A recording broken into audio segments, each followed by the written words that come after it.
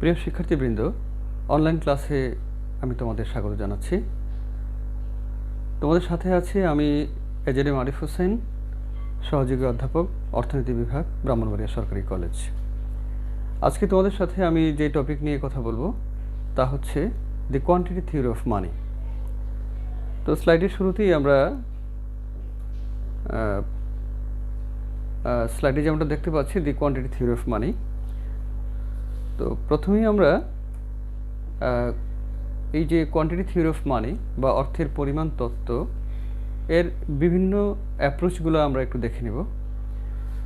তো শুরুতেই আমরা দেখে নিচ্ছি যে কোয়ান্টিটি থিওরি অফ মানির যে ভার্সনগুলো আছে বা অ্যাপ্রোচগুলো আছে, সেখানে আমরা দেখি যে Fisher's transaction approach, Cambridge cash balance approach, Friedman's quantity theory of money, Keynesian theory of money. মোটামুটি আমরা এই চারটা অ্যাপ্রোচ আমরা এখানে দেখতে পাচ্ছি। তো আমরা আজকে যে বিষয়টা নিয়ে আলোচনা করব তা হচ্ছে ফিশারের ট্রানজ্যাকশন অ্যাপ্রোচ নিয়ে। তো এই অ্যাপ্রোচগুলোর মধ্যে আমরা এখানে স্লাইডে একটু লেখা দেখতে পাচ্ছি, among this approaches fishers transaction approach is most popular and widely used. আমরা এখানকার লেখা থেকে যেটা বুঝেছি সেটা হচ্ছে যে ফিশারের ট্রানজ্যাকশন অ্যাপ্রোচটা হচ্ছে মোস্ট পপুলার এবং বহুল ব্যবহৃত। This approach was developed by Irving Fisher, এবং এই অ্যাপ্রোচটা ডেভেলপ করেছিলেন আরভিং ফিশার। ইনি একজন আমেরিকান ইকোনমিস্ট ছিলেন এবং বিখ্যাত একজন অর্থনীতিবিদ ছিলেন আমেরিকান, এবং ওনার একটা গ্রন্থ দি পারচেজিং পাওয়ার অফ মানি, এটা 1911 সালে প্রকাশিত হয়েছিল। ওই পুস্তকে এই অ্যাপ্রোচটা স্থান পেয়েছিল। আমরা একটু ওই বইটার ইমেজ দেখে নিচ্ছি, যে দি পারচেজিং পাওয়ার অফ মানি। এখন আমরা ফিশারের খুব সংক্ষেপে একটু বায়োগ্রাফি দেখে নেব। আমি এখানে তার পাবলিকেশনগুলো আমরা এখানে দেখাতে চেষ্টা করছি। তো এখানে আমরা সবগুলো পাবলিকেশন সময়ের জন্য আমরা এখানে পড়ছি না, তবে এখানে আমরা শুধু দি পারচেজিং পাওয়ার অফ মানি 1911 এবং 1920 এই দুইটা সময়ে প্রকাশিত ছিল, সেটা আমরা এখান থেকে এক নজরে দেখে নিলাম। এরপর আমরা আসি আমাদের ট্রানজ্যাকশন অ্যাপ্রোচের মূল বক্তব্যে আমরা আসি। এখানে আমরা দেখতে পাচ্ছি যে এমভি সমান পি কিউ, এই যে ইকুয়েশনটা, এই ইকুয়েশনটাই হচ্ছে আমাদের আজকের প্রধান আলোচ্য বিষয়। এমভি সমান পিটি বা MV is equals to PT. এখানে আমরা চারটা ভেরিয়েবল আমরা দেখতে পাচ্ছি, একটা হচ্ছে এম, একটা হচ্ছে ভি, এটা হচ্ছে বাম পক্ষে, আর ডান পক্ষে আমরা দেখতে পাচ্ছি পিটি। এখানে পি যেই ভেরিয়েবলটা আছে সেটা সাথে টি আরেকটা ভেরিয়েবল আছে। তো আমরা এই চারটা ভেরিয়েবল সম্পর্কে এগুলো কি বোঝায় সেগুলো আমরা আগে দেখে নিই। এম দিয়ে আমরা এখানে ডিনোট করছি বা ইন্ডিকেট করছি কোয়ান্টিটি অফ মানি। তাহলে আমরা এখানে যেটা বুঝবো সেটা হচ্ছে যে M stands for quantity of money. আমরা একটু ভিন্নভাবে বলতে পারি যে কারেন্সি ইন সার্কুলেশন। যতটা মুদ্রা এখন সার্কুলেশনে আছে, প্রচলিত আছে, আমরা এম দিয়ে সেটাকে বুঝবো। ভ্যালোসিটিটা হচ্ছে ভি এর জন্য, V stands for velocity of money. এটা হচ্ছে যে অর্থের প্রচলন গতি। অর্থের প্রচলন গতি বলতে কি বোঝায় আমরা সেটাতে আরও একটু বিস্তারিত বলার চেষ্টা করব তোমাদের বোঝার স্বার্থে। প্রথমে আমরা একটু ভেরিয়েবলগুলোর আদ্যাক্ষরগুলো কি বোঝায় সেটাই আমরা দেখে নিই। পি হচ্ছে প্রাইস লেভেল, প্রাইস লেভেলকেও আমরা একটু ব্যাখ্যা করার চেষ্টা করব। আর টি দিয়ে বোঝাচ্ছে total amount of goods and services, দ্রব্য এবং সেবার মোট পরিমাণকে বোঝাচ্ছে টি দিয়ে। তাহলে আমরা এম ভি দিয়ে যেটা বুঝতে পারি সেটা হচ্ছে সাপ্লাই অফ মানি, এবং পিটি দিয়ে যেটা বোঝাচ্ছে সেটা হচ্ছে ডিমান্ড ফর মানি, অথবা ভিন্নভাবে বলতে পারি যে নমিনাল জিডিপি। এই যে পি এর সাথে টি গুণ করে আমরা যা পাচ্ছি সেটাকে আমরা নমিনাল জিডিপিও বলতে পারি অথবা ডিমান্ড ফর মানিও বলতে পারি। এরপর আমরা এমভি সমান পিটি, এখানে আমরা এটাকে বলতে পারি, আমরা এটাকে বলে থাকি যে this equation is an identity. এটা হচ্ছে একটা সমতা, আইডেন্টিটিকে আমরা বাংলায় সমতা বলি। এই যে সমীকরণটা এমভি সমান পিটি, এটাকে আমরা এই যে both sides represent nominal GDP in different way, ভিন্নভাবে দুটা পক্ষই নমিনাল জিডিপিকে রিপ্রেজেন্ট করে, নমিনাল জিডিপিকে নির্দেশ করে। এমভি দিয়ে আমরা বোঝাচ্ছি যে সাপ্লাই অফ মানি, আর পিটি দিয়ে আমরা বোঝাচ্ছি ডিমান্ড ফর মানি। তাহলে আমরা যদি মানি মার্কেটের কথা বলি, তাহলে আমরা দেখতে পাবো যে এখানে মানি মার্কেটে আসলে যে কোনো মার্কেটেই দুইটা সাইড থাকে, একটা সাপ্লাই সাইড, একটা ডিমান্ড সাইড। তো আমরা এখানে মানি মার্কেটে কিন্তু আমরা সাপ্লাই সাইডটা দেখতে পাচ্ছি এমভি দিয়ে, এবং ডিমান্ড সাইডটা পাচ্ছি আমরা পিটি দিয়ে। একটা ইকোনমিতে যে পরিমাণ গুডস এবং সার্ভিসেস প্রডিউসড হয়, উৎপাদিত হয় একটা পার্টিকুলার পিরিয়ডে, সেটাকে যদি আমরা তাদের কারেন্ট প্রাইস দিয়ে গুণ করি, তাহলে কিন্তু আমরা নমিনাল জিডিপি পেয়ে যাই। এটা তোমাদেরকে আমরা আগের ক্লাসেও বলেছি, এবং এটা নিশ্চয়ই তোমাদের ধারণায় আছে যে একটা নির্দিষ্ট সময়ে একটা ইকোনমিতে যে পরিমাণ ফিনিশড গুডস এবং সার্ভিসেস তৈরি হয়, সেটার কারেন্ট প্রাইসে যদি আমরা সেটাকে গুণ করি, তাহলে আমরা নমিনাল জিডিপি পাবো। তো আমরা এখানে আমরা এই যে এমভি সমান পিটি, এখানে আমরা পিটিকে কিন্তু বলছি যে এটা হচ্ছে নমিনাল জিডিপি। আর ওদিকে আমরা এম দিয়ে আমরা বোঝাচ্ছি যে মানি সাপ্লাই, অর্থের যোগান, আর ভি হচ্ছে অর্থের প্রচলন গতি। এই অর্থের প্রচলন গতি বলতে আমরা যেটা বোঝাই, সেটা হচ্ছে যে একটা পার্টিকুলার ইউনিট অফ মানি, এটা কতবার স্পেন্ড হচ্ছে, কতবার ব্যয়িত হচ্ছে, অর্থাৎ সোজা কথায় আমরা যদি বলি যে কতবার হাত বদলাচ্ছে, সেটার কাউন্ট হচ্ছে ভ্যালোসিটি। ধরা যাক যে আমার কাছে একটা নির্দিষ্ট পরিমাণ অর্থ আছে, আমি সেই অর্থ দিয়ে কোনো কিছু একটা পণ্য আমি ক্রয় করলাম, মুদির দোকানে গিয়ে আমি এটা খরচ করলাম। সেই মুদির দোকানদার কী করলো, সে হয়তো সে তার হোলসেলারকে আবার পে করলো। তো সেই হোলসেলার আবার সেই অর্থ সে হয়তো কোনো ইন্ডাস্ট্রিকে পে করেছে, অথবা ওই ইন্ডাস্ট্রি কী করবে, আবার সে হয়তো শ্রমিকদের মজুরিতে এই অর্থ ব্যয় করেছে।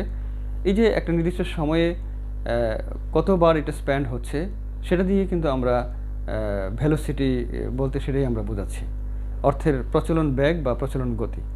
তো এটাকে যদি আমরা মানি সাপ্লাই দিয়ে গুণ করি, তাহলে টোটাল মানি সাপ্লাইটা আমরা পেয়ে যাব।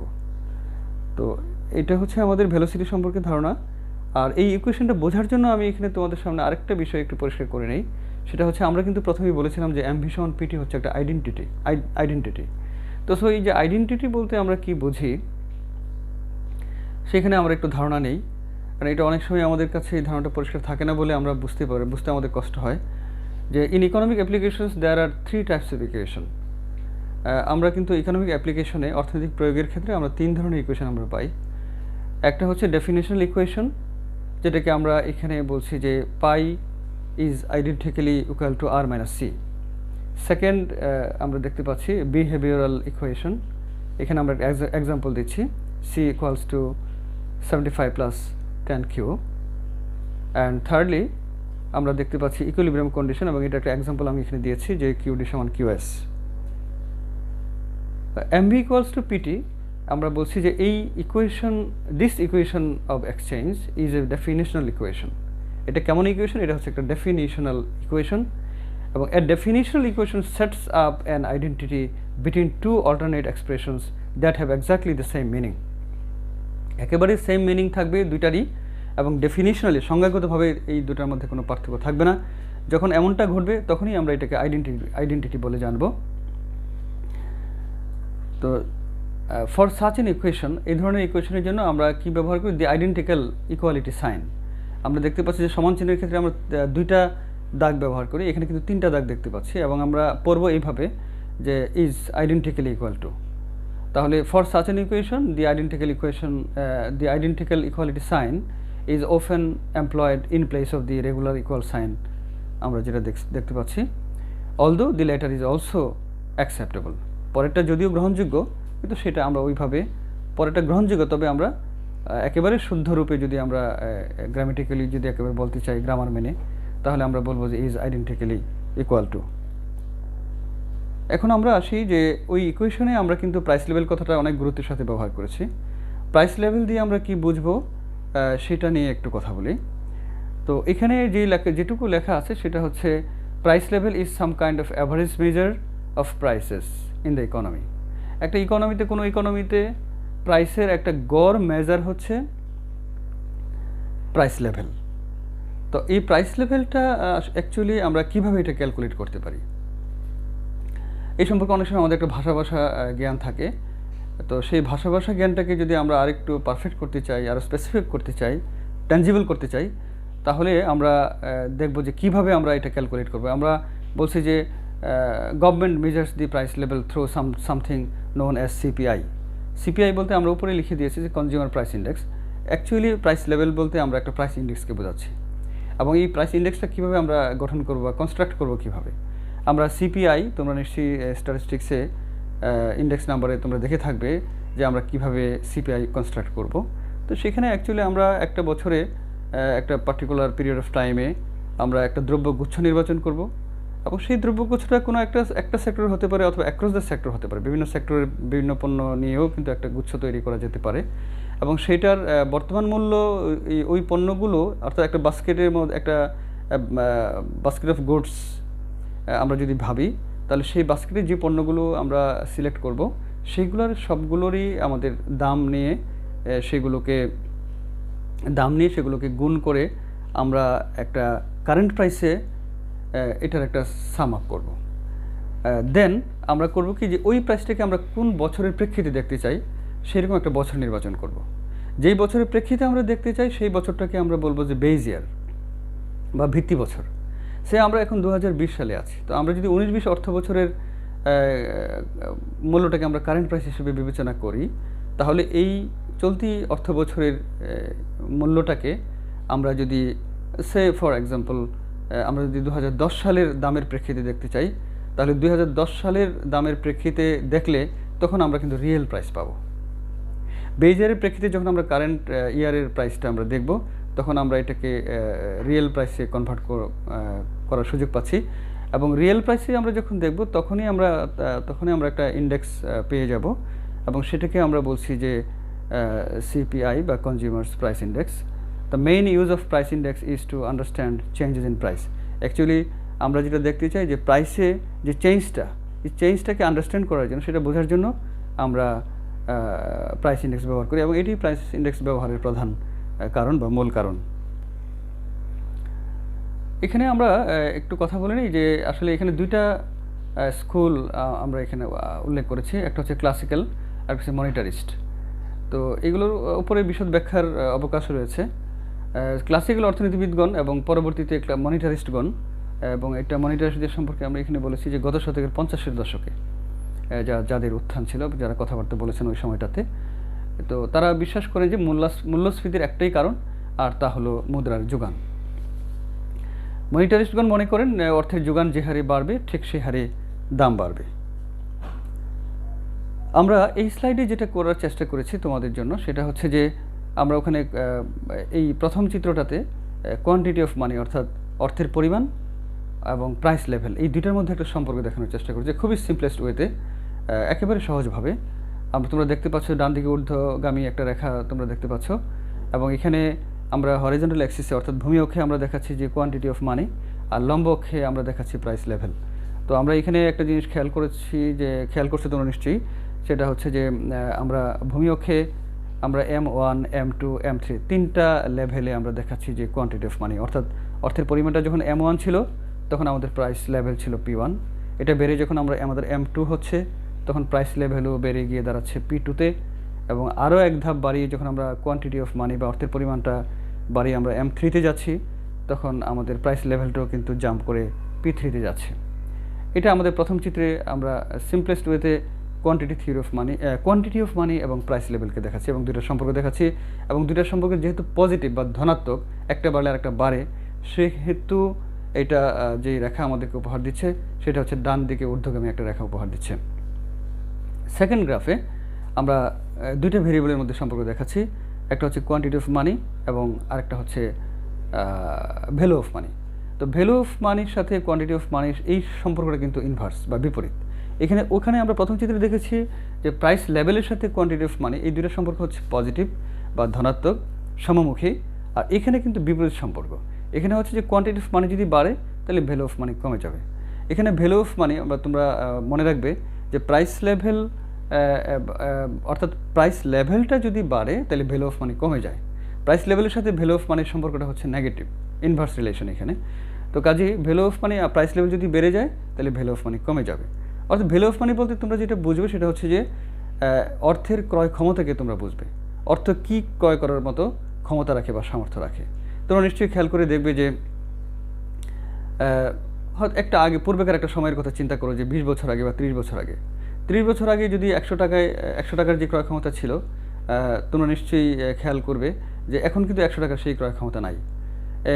100 টাকা দিয়ে 20 বছর আগে বা 30 বছর আগে তুমি যে পরিমাণ পণ্য এবং সেবা ক্রয় করতে পারতে, এখন কিন্তু 100 টাকা দিয়ে সেই পরিমাণ পণ্য তুমি কিনতে পারো না।